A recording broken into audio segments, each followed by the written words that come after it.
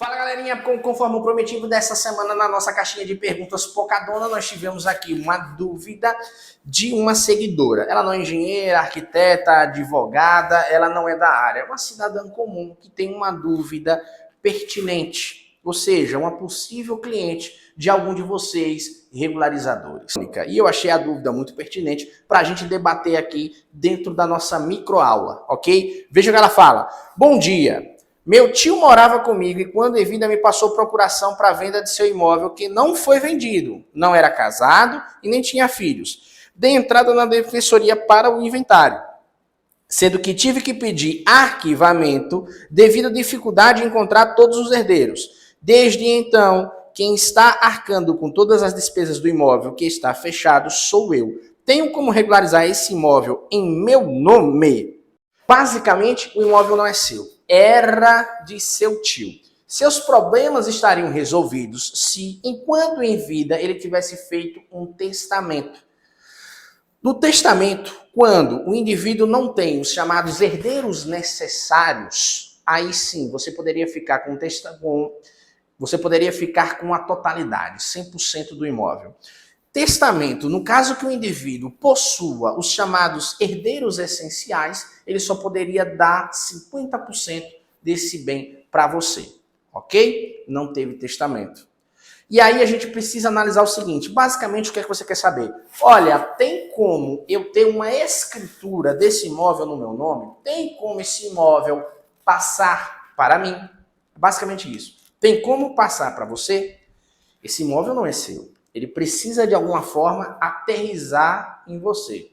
Não vai ser pela compra e venda, ok? Que também poderia ter sido feito. Se ele não tem os herdeiros necessários para estarem questionando uma simulação de doação precipitada de herança, poderia ter sido pela compra e venda, poderia ter sido pelo testamento, mas essas medidas não foram adotadas enquanto ele estava vivo, então não adianta a gente debater muito sobre esse assunto. Vamos para o que interessa. Como é que esse imóvel vai aterrissar em você?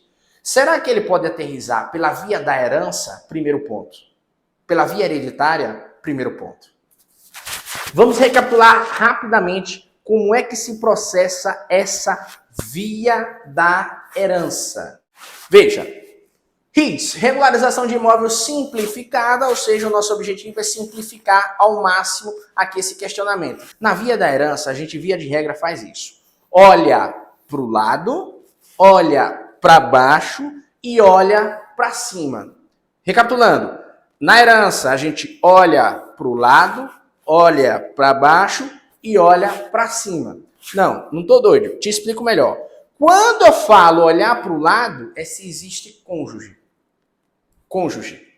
O casamento no civil hoje no Brasil é um contrato de afetos, mas também de bens. Na comunhão parcial de bens, por exemplo, se ele fosse casado, esse bem poderia ser muito bem metade dele, metade da esposa. Não tem, você já falou, não era casado. Agora eu tenho que olhar para baixo. É esse o movimento que a justiça faz. Olha para o lado, olha para baixo, olha para cima. Olha para o lado, não tem cônjuge, não era casado. Beleza. Olha para baixo, não tem filhos, não tem netos. Olha para cima, existe pai, mãe, existe avô, avó. Vamos fazer uma ilustração para você entender ainda mais o que eu quero dizer. Olha, cônjuge, filhos e netos. Perfeito. Você já disse que o quê? Que não existe. Olhei para o lado, olhei para baixo. Tem que olhar agora para cima, ou seja, ascendentes. Existem os pais? Existem os avós? Você já disse que não. Perfeito. Então, e agora? O que é que a gente faz? Deu para entender melhor? Quando eu olhei para o lado, não era casado. Olhei para baixo, não tem descendentes. Olhei para cima, não tem ascendentes. A gente já exauriu aqui os chamados herdeiros necessários e a gente pode vir agora para os colaterais, os não necessários. Mas mesmo assim, ainda vai ter uma outra fila e vamos ver qual é o seu local nessa fila. Nós teríamos quem nasceu primeiro? Os tios. Depois dos tios, nós teríamos os irmãos, para a gente estar exaurindo aí os colaterais até chegar em sobrinho. O sobrinho está no último posicionamento. Só por aí você deduz que pela via hereditária você não vai conseguir. Você já disse que tem herdeiros. Você, então, ele provavelmente vai ter tio, vai ter irmão, vai existir alguns outros herdeiros. E a gente está falando aqui de um único bem, foi o que você passou, uma casa. Quando existem esses herdeiros, você já começou certa, é o inventário. Teve dificuldades no meio do caminho, você teve que arquivar, beleza. Mas pela via hereditária, tinha que ser inventário. E como tem herdeiros, esse imóvel ele ia ter o quê? Cotas partes. Se você tiver aí na filinha, você poderia receber o quê? Uma parte. Uma parte. Mas só chega em você depois que exaurir a outra galera. Tios, irmãos, para chegar em você. Perfeito? Mas mesmo assim, você ia ter uma parte do imóvel, você não ia ter o imóvel todo. Ou você ia ter que comprar do restante, ou eles teriam que, por intermédio de uma escritura pública, renunciar à herança, coisa que é muito difícil e raro nesse país. Moral da história. Pela via da herança, você vai ter que tocar esse inventário para frente, tentar localizar essa galera. Pela via da herança, Tiago, não consigo, não tem como achar. Beleza. Não vai finalizar o inventário, pela via da herança, então não tem condições. Eu não visualizo uma saída no médio, curto prazo para você. Eu não visualizo como é que você pode vencer esse jogo de ter esse imóvel no seu nome, legal, no curto, médio prazo. Mas eu visualizo que talvez, no longo prazo, isso fosse possível. Suponhamos, então, que nenhum desses outros herdeiros vão aparecer, eles estão pouco se lixando, às vezes não apareceram nem no enterro do cidadão, eles não vão em momento algum, questionar esse imóvel, essa herança, e o tempo passa. O tempo é implacável, ele passa. O que você poderia fazer é começar com a posse. Seu objetivo final é a propriedade. A propriedade só pela escritura. Mas para você chegar na escritura, você teria que ter primeiro a posse. Você já está pagando as despesas do imóvel. Perfeito? Bem, se eu tivesse no seu lugar, eu não vou conseguir ganhar esse jogo no médio e curto prazo, porque o inventário é impossível, eu não vou achar esses herdeiros. Eu iria transferir conta de água, conta de energia, IP nome. Eu iria assumir todos os encargos, eu iria cuidar e zelar do imóvel da melhor forma possível. Porque quando eu faço isso, eu já estou com a postura, com o comportamento de dono. Isso é posse. A posse é o fato social. A posse é o seu comportamento de dono que se manifesta em sociedade relacionada com aquele imóvel. Beleza, Tiago, e se eu fizer isso? Não é só isso.